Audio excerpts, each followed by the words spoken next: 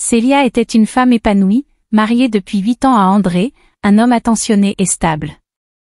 Leur vie ensemble était bâtie sur la confiance, la routine, et un amour solide, ou du moins, c'est ce qu'elle croyait.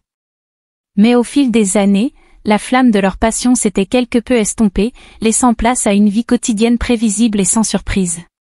Célia, dans son cœur, rêvait secrètement de quelque chose de plus, d'un souffle nouveau qui raviverait ses sens endormis. Un jour, alors qu'elle se rendait à son travail dans une prestigieuse entreprise de marketing, Célia a rencontré son nouveau supérieur, Monsieur Laurent Dumont. Charismatique, séduisant, et doté d'un regard perçant, il semblait avoir une emprise magnétique sur ceux qui l'entouraient.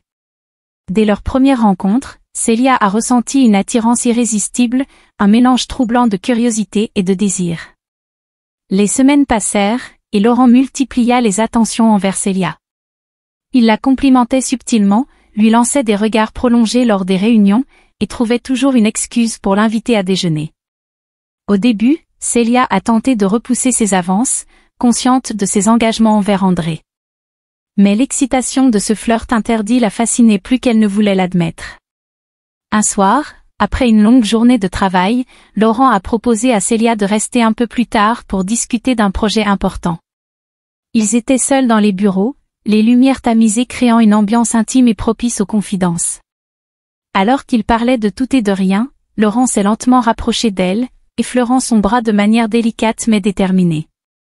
Le cœur de Célia battait la chamade. Elle savait qu'elle franchissait une ligne dangereuse, mais elle ne pouvait plus lutter contre l'attraction qu'elle ressentait. En un instant, les barrières de la raison se sont effondrées, et Laurent l'a embrassée avec une passion qu'elle n'avait plus ressentie depuis des années. Célia s'est laissée emporter par le tourbillon de ses émotions, oubliant l'espace d'un instant son mari, son mariage, et tout ce qui faisait sa vie jusqu'à présent. Les jours qui suivirent furent un mélange de culpabilité et de désir. Célia se retrouvait prisonnière de cette liaison secrète, incapable de mettre fin à ce qui lui procurait à la fois tant de plaisir et de tourments. Chaque mensonge à André lui pesait davantage, mais elle ne parvenait pas à se détacher de Laurent, cet homme qui avait réveillé en elle une part d'elle-même qu'elle croyait disparue. La situation devint insoutenable lorsqu'un soir, alors qu'elle rentrait tard, André la confronta.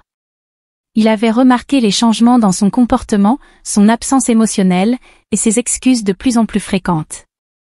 Célia, désemparée, a tenté de nier l'évidence, mais André voyait clair dans son jeu. « Célia, qu'est-ce que tu me caches ?» a-t-il demandé, la voix brisée par l'inquiétude.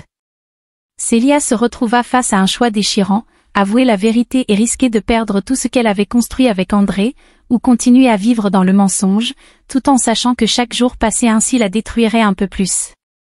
Elle comprit alors que la passion, aussi enivrante soit-elle, pouvait être aussi destructrice que le plus violent des ouragans. Célia devait décider entre suivre son cœur, aussi tumultueux soit-il, ou réparer les morceaux de sa vie brisée avant qu'il ne soit trop tard. Célia se tenait là, face à André, sentant le poids de sa propre trahison l'écraser. L'image de Laurent, ses baisers, ses caresses, tout cela défilait dans son esprit, mais ce qu'elle voyait surtout, c'était le visage d'André, déformé par la douleur et l'incertitude. Elle savait qu'il méritait la vérité, mais comment lui dire qu'elle avait trahi leur mariage, ce qu'ils avaient construit ensemble, pour un moment de folie? Les mots restaient bloqués dans sa gorge, refusant de sortir. Elle baissa les yeux, incapable de soutenir le regard d'André. Je suis désolée, murmura-t-elle finalement, mais ces mots semblaient si faibles, si insuffisants face à l'ampleur de ce qu'elle avait fait. André se rapprocha d'elle, cherchant à comprendre ce qui se passait vraiment. « Célia, dis-moi ce qui ne va pas. Pourquoi tu agis comme ça? Qu'est-ce qui s'est passé entre nous ?» Ses yeux étaient remplis de larmes, et cela brisa quelque chose en Célia. Elle réalisa alors que, malgré tout, elle aimait André. Elle l'avait toujours aimé. Mais l'amour ne l'avait pas empêchée de tomber dans les bras d'un autre, aveuglée par un désir qu'elle ne comprenait même pas complètement. « J'ai fait une erreur, avoua-t-elle, sa voix tremblante. Je n'ai pas su résister, à quelqu'un au travail. » Ces mots, prononcés à voix haute, lui donnaient l'impression de se trahir elle-même. Ça n'aurait jamais dû arriver. Mais ça s'est passé, et je suis désolée, André. Je suis tellement désolée. Le silence qui suivit était lourd, presque palpable. André sembla s'affaisser sous le choc, comme si une partie de lui venait de s'effondrer. Célia sentit son cœur se briser en 1000 morceaux. Elle s'attendait à de la colère, des cris, peut-être même à ce qu'il la quitte sur le champ, mais ce qu'il fit à la place la déconcerta encore plus. « Pourquoi ?» murmura-t-il enfin, sa voix à peine audible. « Pourquoi, Célia ?» C'était la question qu'elle redoutait le plus, parce qu'elle n'avait pas de réponse satisfaisante. Pourquoi ? Pourquoi avait-elle tout risqué pour une aventure sans lendemain, pour un homme qu'elle connaissait à peine ? Je ne sais pas, répondit-elle honnêtement. J'ai perdu pied. J'étais perdue, et il était là. Ça ne signifie rien par rapport à toi, André. Je suis confuse, et je suis vraiment désolée. Mais André secoua la tête, comme s'il ne pouvait pas accepter cette explication.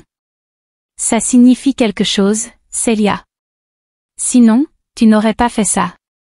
Et maintenant, je ne sais pas si je pourrai jamais te pardonner. Ces mots résonnèrent en elle, lourds de sens. Il n'y avait plus de retour en arrière possible. L'espace d'un instant, elle réalisa l'ampleur de ce qu'elle avait perdu, et elle se sentit vidée, désespérément seule. André se leva, laissant un silence assourdissant dans la pièce. « Je vais dormir ailleurs cette nuit, dit-il d'une voix cassée. J'ai besoin de réfléchir. » Célia le regarda partir, le cœur lourd, sachant qu'elle venait peut-être de détruire ce qui était le plus précieux dans sa vie. Elle se retrouva seule, entourée des fantômes de ses choix, se demandant si elle pourrait un jour réparer ce qu'elle avait brisé. Le lendemain matin, la maison était silencieuse. André n'était pas encore revenu. Célia se réveilla avec un sentiment de vide et de remords. Elle savait qu'elle devait faire face à la réalité et prendre une décision. Laurent était une tentation, une échappatoire à une vie qu'elle trouvait parfois trop monotone, mais André était son mari, son roc. Pouvait-elle vraiment tourner le dos à tout cela pour une passion aussi éphémère qu'imprudente ? Célia passa la journée à réfléchir, à peser le pour et le contre. Mais chaque pensée la ramenait à André, à la vie qu'ils avaient partagée, au projet qu'ils avaient construit ensemble. Elle ne pouvait pas tout abandonner pour un homme qui, en fin de compte, ne représentait rien de plus qu'une distraction passagère. Quand André rentra finalement ce soir-là, Célia était prête. « Je sais que ce que j'ai fait est impardonnable, commença-t-elle, mais je veux réparer les choses, si. Tu es prêt à me donner une chance. Je veux être avec toi, André, et je suis prête à tout pour sauver notre mariage. » André la regarda longuement, et Célia put voir qu'il était encore blessé, encore en colère. Mais au fond de son regard, elle décelait aussi une lueur d'espoir, un signe qu'il n'était peut-être pas encore prêt à tout jeter. « Je ne sais pas si je peux, répondit-il doucement. Mais je vais essayer, Célia. Parce que malgré tout, je t'aime. » Célia sentit les larmes couler sur ses joues. Ce n'était pas un pardon total, mais c'était un début. Un début pour reconstruire ce qu'elle avait détruit, et peut-être, avec le temps, retrouver la paix qu'elle avait sacrifiée pour une illusion. Mais dans le fond de son cœur, Célia savait que rien ne serait plus jamais comme avant. Célia et André savaient tous deux que le chemin vers la guérison serait long et semé d'embûches. La confiance, une fois brisée, ne se répare pas en un jour. Pourtant, ils étaient prêts à essayer, animés par l'amour profond qui les unissait depuis tant d'années. Le lendemain, Célia prit une décision importante. Elle demanda un rendez-vous avec Laurent pour mettre fin clairement et définitivement à leur liaison. Elle savait que pour reconstruire son mariage, elle devait couper tous les liens qui pouvaient menacer leur réconciliation. Assise dans le café en face de son bureau, elle attendait Laurent avec une certaine appréhension. Lorsqu'il arriva, souriant et confiant comme à son habitude, il tenta de l'embrasser, mais Célia recula, posant une barrière invisible mais ferme entre eux. « Laurent, il faut qu'on parle », commença-t-elle, le regard sérieux. Le sourire de Laurent s'effaça légèrement, remplacé par une expression d'interrogation. « Quelque chose ne va pas ?» Célia prit une profonde inspiration. Ce qui s'est passé entre nous était une erreur. Je ne peux plus continuer comme ça. J'aime mon mari, et je suis déterminée à réparer les dégâts que j'ai causés. Notre relation doit s'arrêter ici. Laurent la regarda, surpris et visiblement déçu. Célia, tu es sûre? Ce que nous avons est spécial. Je sais que tu ressens la même chose que moi. Pourquoi tout arrêter maintenant? Elle secoua la tête, déterminée. Non, Laurent. Ce n'était qu'une illusion, un échappatoire. J'ai mis en péril mon mariage et blessé la personne qui compte le plus pour moi. Je ne peux plus continuer à vivre dans le mensonge. J'espère que tu comprendras et respecteras ma décision. Il resta silencieux un moment, ses yeux cherchant les siens, comme s'il espérait y trouver une hésitation quelconque. Voyant qu'elle était résolue, il acquiesça lentement. Très bien, Célia. Si c'est ce que tu veux. Mais sache que je serai toujours là si tu changes d'avis. Elle remercia intérieurement Laurent de ne pas insister davantage, même si sa dernière phrase la mettait mal à l'aise. Après cet échange, elle retourna au bureau avec un sentiment de soulagement, comme si un poids venait d'être levé de ses épaules. Les premiers pas vers la réconciliation. De retour à la maison ce soir-là, Célia trouva André en train de préparer le dîner. C'était une scène familière, mais l'atmosphère était différente, teintée de tension et de prudence. Elle s'approcha de lui, hésitante. « Je suis allée parler à Laurent aujourd'hui.